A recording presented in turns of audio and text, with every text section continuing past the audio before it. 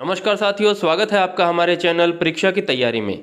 साथियों, पिछली वीडियो की तरह इस बार भी मैं आपके लिए कुछ अभ्यास प्रश्न लेकर आया हूं। इस वीडियो में हम लगभग 37 प्रश्नों का अभ्यास करेंगे जो कि राजस्थान बोर्ड द्वारा जारी सामाजिक विज्ञान कक्षा 8 के पाठ संख्या 1 से लेकर 5 तक से लिए गए हैं। तो आइए शुरू करते हैं। सबसे पहले अध्याय 1 कैसे, कब और कहाँ, इस पाठ से कुछ प्रश्न बनते हैं जो कि मैंने यहाँ शामिल किए हैं। प्रश्न नंबर 1, भारत का प्रथम गवर्नर जनरल कौन था?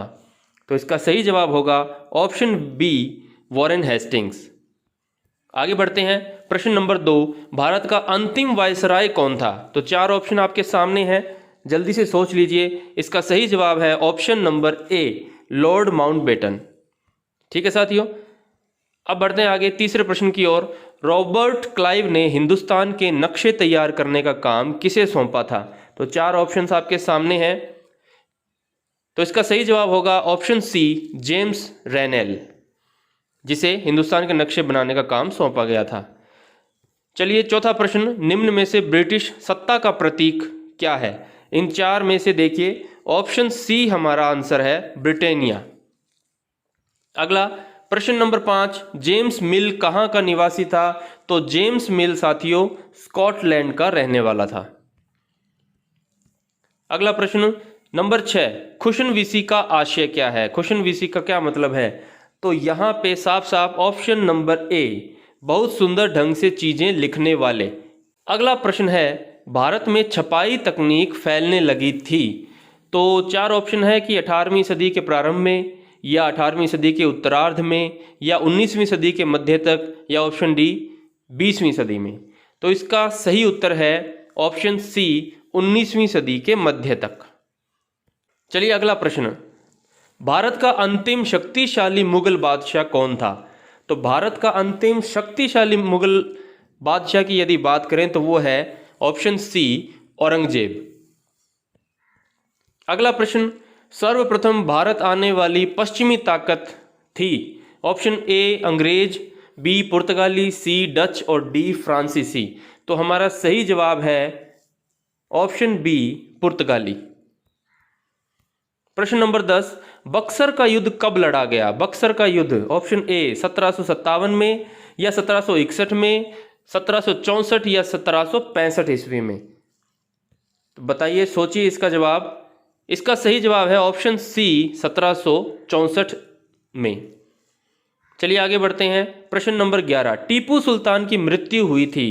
टीपू सुल्तान की मृत्यु कब हुई थी साथियों? तो इसका जवाब है 1799 में, ऑप्शन नंबर ए। चलिए आगे बढ़ते हैं। 12वां प्रश्न, विलय नीति का प्रतिपादक गवर्नर जनरल कौन था? तो विलय नीति का प्रतिपादक गवर्नर जनरल था Lord Dalhousie, option D, Lord Dalhousie. आगे बढ़ते हैं। 13वां प्रश्न, कुशासन का आरोप लगाकर 1856 में कंपनी ने किस रियासत को अपने नियंत्रण में ले लिया? तो वो कौन सी रियासत थी? तो इसका सही जवाब है ऑप्शन ए, अवध। ठीक है, आगे बढ़ते हैं। 14वां प्रश्न, महाराणा रणजीत सिंह कहाँ के राजा थे? तो महाराणा रणजीत सिंह कहाँ के राजा थे? सभी को पता है, ऑप्शन डी, पंजाब, पंजाब के राजा थे। 15वां प्रश्न, पहली इंग्लिश फैक्ट्री किस नदी के किनारे शुरू हुई? तो ऑब्वियसली पश्चिम बंगाल में शुरुआत हुई, तो ए, हुगली में। चलिए आगे बढ़ते हैं। 16वां प्रश्न, शेर मैसूर के नाम से जाना जाता है? शेर मैसूर बहुत जाना माना नाम, सी ऑप्शन, टीपू सुल्तान। 17वां प्रश्न, भारतीय कानूनों के संकलन का अंग्रेजी अनुवाद किसने किया? तो भारतीय कानूनों के संकलन का अंग्रेजी अनुवाद का काम जो था वो एन.बी. हॉलहेड ने किया था, ऑप्शन डी।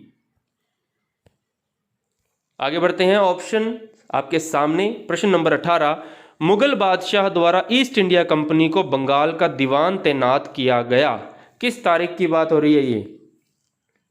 तो यहां पे हमारा सही आंसर है 12 अगस्त 1765 को, ऑप्शन बी, 12 अगस्त 1765।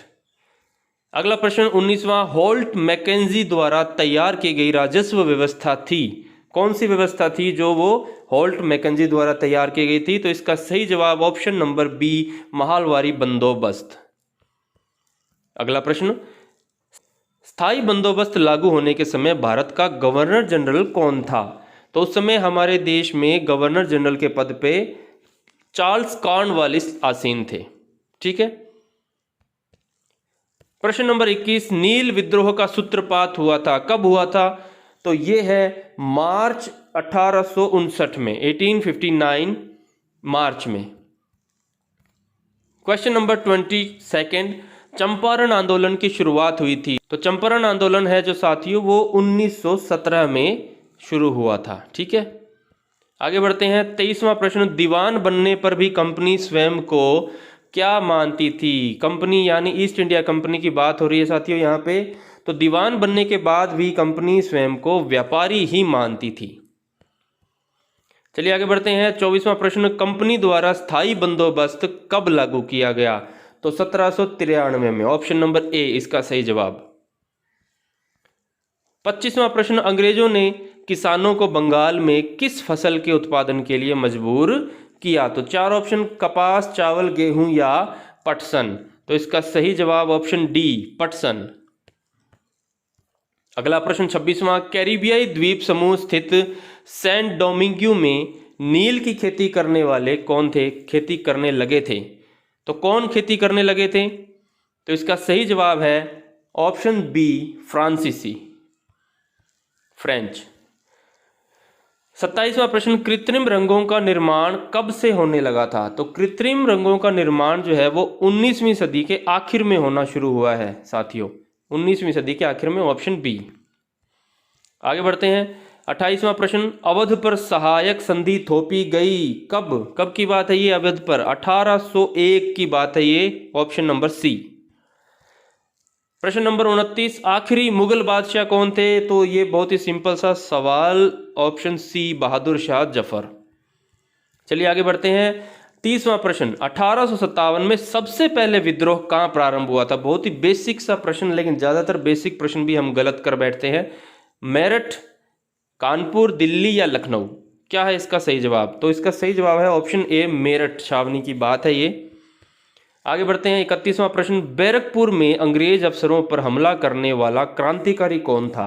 तो बैरकपुर में अंग्रेज अफसरों पर हमला करने वाला जो क्रांतिकारी था वो था मंगल पांडे, ऑप्शन डी। आगे बढ़ते हैं। 32वां प्रश्न, कानपुर में क्रांतिकारियों का नेता? तो कानपुर में क्रांतिकारियों के जो नेता थे वो थे नाना साहेब। आगे बढ़ते हैं। चलिए अगला प्रश्न, प्रश्न नंबर 33, मध्य भारत के जंगलों में रहते हुए अंग्रेजों के साथ छापामार युद्ध किया। तो छापामार युद्ध किसने किया था? ये थे Tatya Tope, option number A. अगला है 34, बिहार में विद्रोही सिपाहियों का साथ किसने दिया? तो बिहार में विद्रोही सिपाहियों का साथ देने वाले जो थे वो थे कुंवर सिंह, ऑप्शन बी, कुंवर सिंह। अगला प्रश्न, बहादुर शाह जफर की पत्नी का क्या नाम था? तो बहादुर शाह जफर की पत्नी का नाम था साथियों, ऑप्शन सी, बेगम जीनत महल। आगे बढ़ते हैं। 36वां प्रश्न, बहादुर शाह जफर की मृत्यु कहाँ हुई थी? तो इनकी मृत्यु हुई थी रंगून, ऑप्शन ए, रंगून में। और आज का हमारा आखिरी सवाल 37, मध्य प्रदेश के मांडला क्षेत्र में विद्रोह का नेतृत्व किसने किया था? ऑप्शंस आपके सामने हैं, सोच लीजिए। चलिए इसका आंसर है ऑप्शन ए, रानी अवंतीबाई लोधी। ठीक है साथियों, तो ये थे हमारे आज के 37 क्वेश्चन सामाजिक विज्ञान से, और 1 से लेके 5 पाठों तक इसमें प्रश्न जो है वस्तुनिष्ठ शामिल किए गए हैं, जिनका अभ्यास आपने अभी किया।